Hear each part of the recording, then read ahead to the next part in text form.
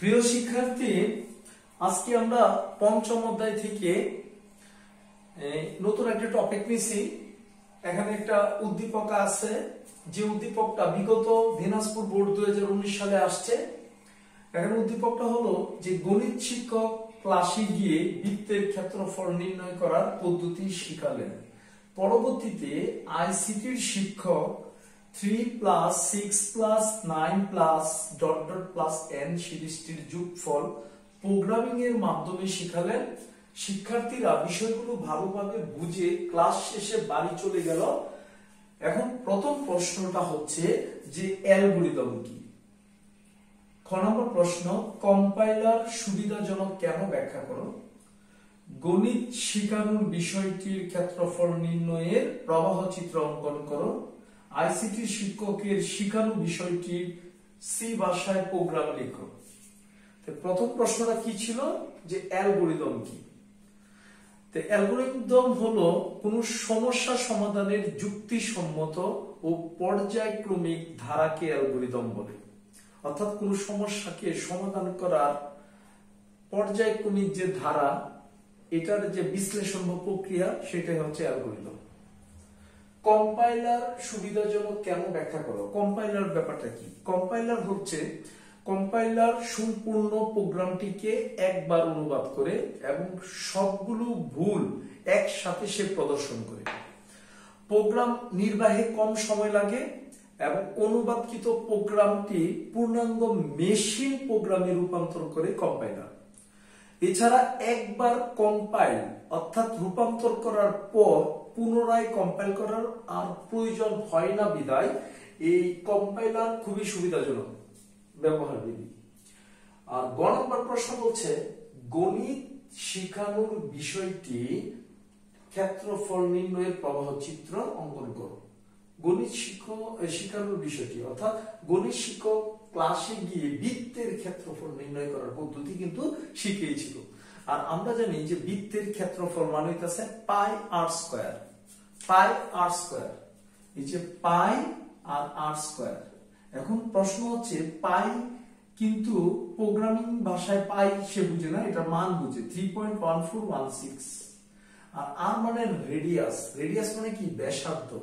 আর আর square ব্যাপারটাও কিন্তু programme বুঝে না। তাহলে আমরা জানি আর স্কয়ার মানে কি আর ইনটু আর। আর এরিথমেটিক অপারেটরে এই যে গুণ কিন্তু এইভাবে লিখতে হয়, ঠিক আছে, স্টার দিয়ে। তাহলে আমরা প্রোগ্রামটা এখন এটা কি বলছে, এটার প্রবাহ চিত্র অর্থাৎ ফ্লো চার্টটা করার জন্য বলছে। তাহলে ফ্লো চার্টটা আমরা জানি যে ফ্লো চার্ট করার জন্য প্রথমে আমাদেরকে উপবৃত্ত একটা লিখতে হবে, যেটা স্টার্ট এবং এন্ড। তাহলে আমি এটা শুরু করলাম, তারপর ইনপুট হিসাবে আমি রেডিয়াসের মান, ইনপুট রেডিয়াসের আর আমি নিলাম। তারপর আমি প্রসেসিং এ চলে গেলাম। প্রসেসিংটা কি ছিল, যে ক্ষেত্রফল। ক্ষেত্রফল ইংরেজি কি, এরিয়া। এরিয়া ইকুয়াল 3.1416 ইনটু আর। ওকে। তারপর যেহেতু এখানে ইনপুট হলো, প্রসেসিং হলো, সরি, এখন আমি এটা প্রিন্ট দিয়ে দেব। প্রিন্ট হচ্ছে সামন্তরিক চিহ্ন, প্রিন্ট এরিয়া এ আর এ। তারপর আমি প্রোগ্রাম শেষ করে দেব, তারপর এন্ড লিখে দেব, আমার কাজ হয়ে গেছে। স্টার্ট, ইনপুট আর এরিয়া লিখলাম, প্রিন্ট লিখলাম, এন্ড লিখলাম। ওকে, এই এতটুকু যদি তুমি করতে পারো তাহলে তুমি পাবা 3 নাম্বার। এরপরের ব্যাপারটা আমি লক্ষ্য করি, দেখি আইসিটি শিক্ষকের শিখানো বিষয়টি সি ভাষায় প্রোগ্রাম লেখো। এখানে কিন্তু সি ভাষায় যে প্রোগ্রাম রচনা করব, টপিকটা একটু ভালোভাবে লক্ষ্য করো, যেন 3+6+9+... যে এইটা হলো একটা লুপ স্টেটমেন্ট, মানে ধারার অঙ্ক। যে আমরা সমান্তর ধারার অঙ্ক এগুলো করছি না, যে সেটা হচ্ছে এখানে একটা লুপ স্টেটমেন্ট।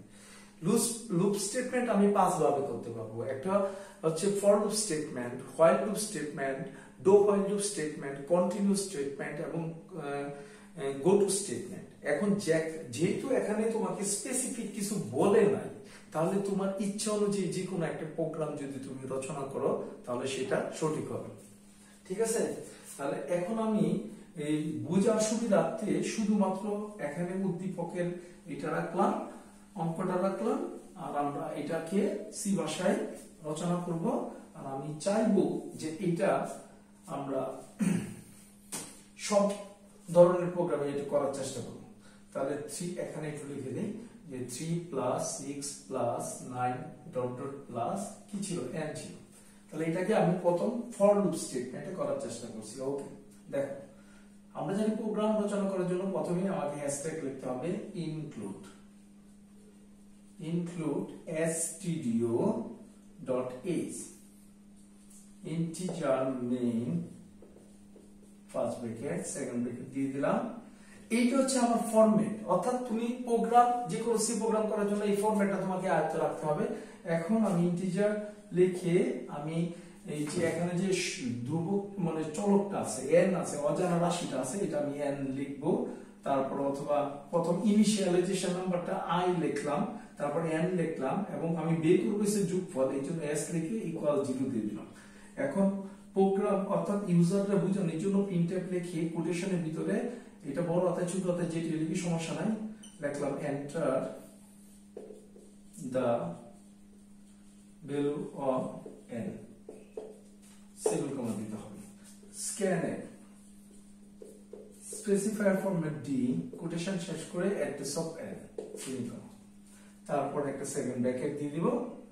দিয়ে আমি ফর লুপে যেহেতু তাহলে ফর লুপ স্টেটমেন্টে করে দিতেছি। তাহলে ফর লিখে i ইকুয়াল ইনিশিয়ালাইজেশন নাম্বার কত ছিল 3 লিখছি, 3 ছিল।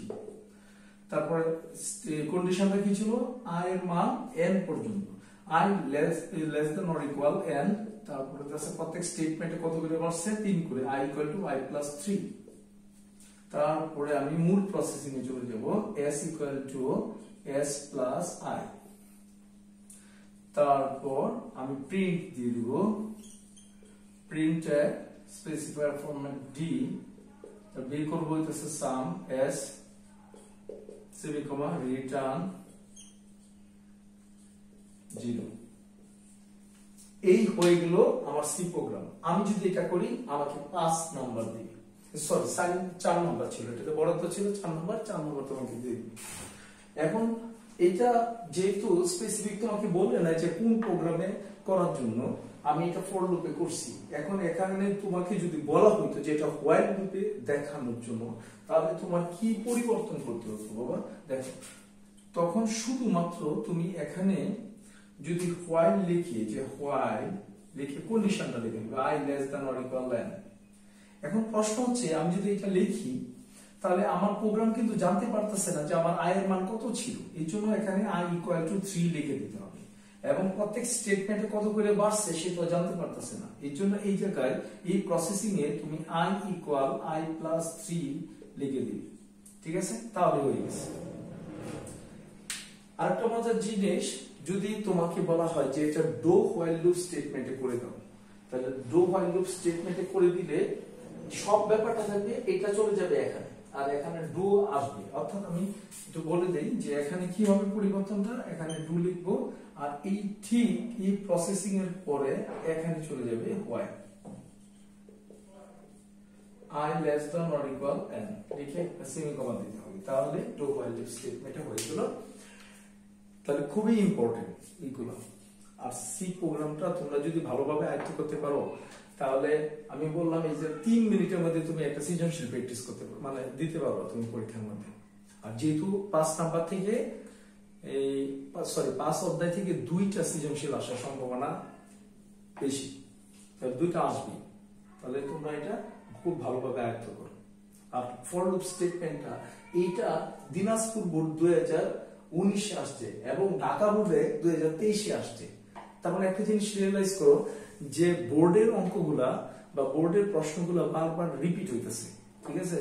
তাহলে এগুলো ভালোভাবে প্র্যাকটিস করো, 2024 সালের জন্য খুবই ইম্পর্টেন্ট এগুলো।